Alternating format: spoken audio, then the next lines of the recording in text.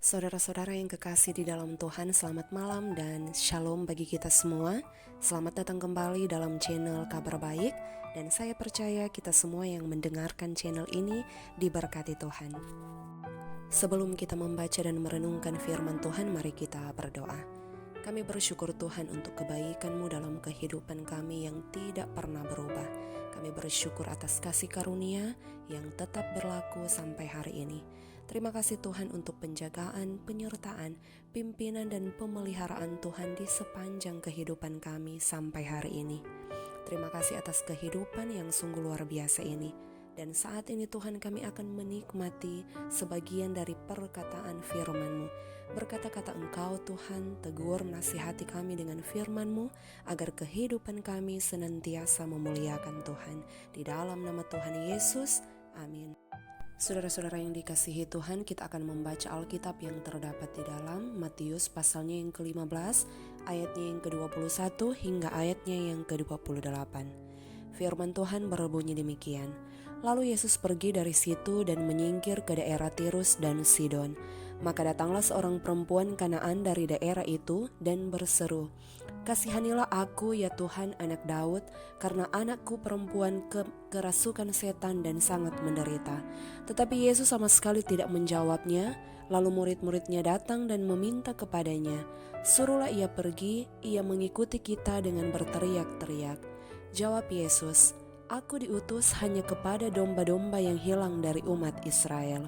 Tetapi perempuan itu mendekat dan menyembah Dia sambil berkata, "Tuhan, tolonglah aku." Tetapi Yesus menjawab, "Tidak patut mengambil roti yang disediakan bagi anak-anak dan melemparkannya kepada anjing." Kata perempuan itu, "Benar Tuhan, namun anjing itu makan remah-remah yang jatuh dari meja tuannya."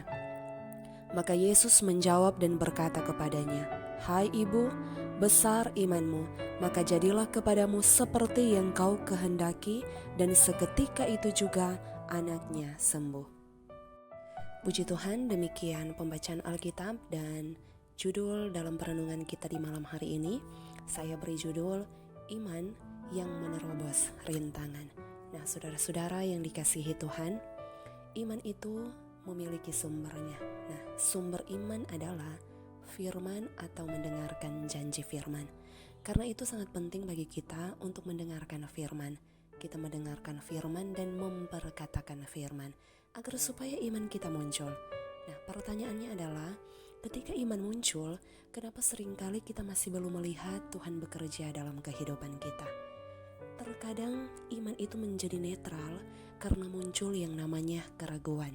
Nah, apakah iman bisa muncul dan kemudian ragu-ragu juga muncul?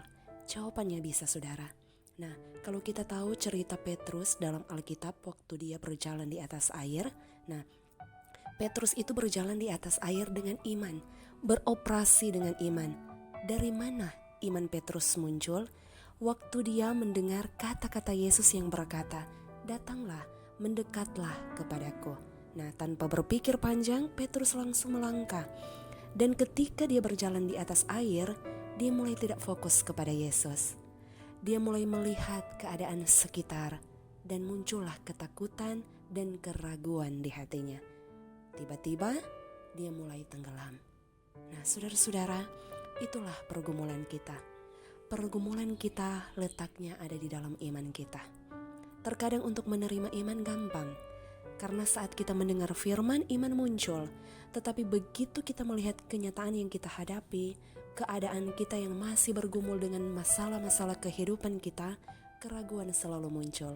Dan keraguan itulah yang menetralisir iman kita dan yang membuat kita tidak bisa menerima yang Tuhan kerjakan dalam hidup kita.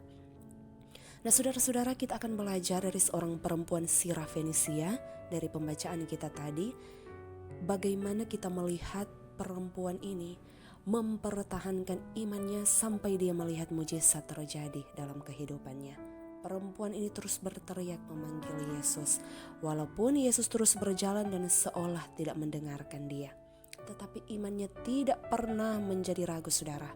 Tetapi dia terus menerobos rintangan tersebut. Nah, saudara-saudara, saat kita beribadah, saat kita bersekutu dengan Tuhan, kita mendengar firman, dan janji yang Tuhan sampaikan kepada kita. Kita menerima dengan penuh sukacita, kita menerima dengan penuh hati yang gembira, iman kita tumbuh dan berapi-api.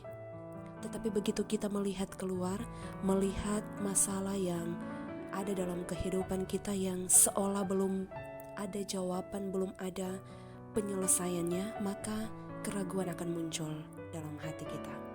Kita melihat kenyataan yang tidak sesuai dengan iman, faktanya yang belum terjadi, belum ada perubahan. Dan saat itulah kita tidak bisa mempertahankan iman kita. Berapa banyak dari kita di saat-saat ini yang sering merasa beriman tetapi pikiran kita, hati kita meragukan Tuhan. Dan bahkan kita seringkali merasa tidak layak. Saudara, iman yang teguh itu akan membuat kita menerima mujizat Tuhan. Karena itu di hari ini, siapapun kita, apapun latar belakang kehidupan kita, saat kita mendengar firman Tuhan dan kita memiliki pergumulan pribadi, tanggulangi rintangan pikiran kita yang menyebabkan kita terus meragukan Tuhan. Makan firman Tuhan setiap hari dan jangan pernah biarkan iman kita dinetralisir oleh pikiran-pikiran kita sendiri, apalagi sampai kita kecewa dan merasa Tuhan tidak adil. Kita mulai membandingkan diri dengan orang lain, merasa orang lain diberkati dan kita tidak menerima berkat Tuhan. Saudara, semua itu akan menggerogoti iman kita. Kalau hari ini kita belum mendapatkannya, yang Tuhan mau hari ini, kita terus memelihara iman kita, terus percaya kepada Tuhan dan hidupi iman kita. Karena dengan iman yang kita miliki, kita akan menerima apa yang sudah Tuhan sediakan bagi kita. Semoga demikian dan Tuhan Yesus memberkati kita semua. Amin. Mari kita satu dalam doa, kita berdoa. Kami bersyukur untuk kebaikan Tuhan. Engkau tidak pernah gagal untuk mengatur kehidupan kami dan selalu melakukan yang terbaik untuk hidup kami. Dan firman-Mu saat ini sungguh menguatkan kami, terlebih mengokohkan iman kami untuk terus percaya akan setiap janji-Mu dalam kehidupan kami. Kami mau terus tumbuh di dalam Tuhan hari ini dan sampai selama-lamanya. Terima kasih Tuhan, di dalam nama Tuhan Yesus kami berdoa. Amin.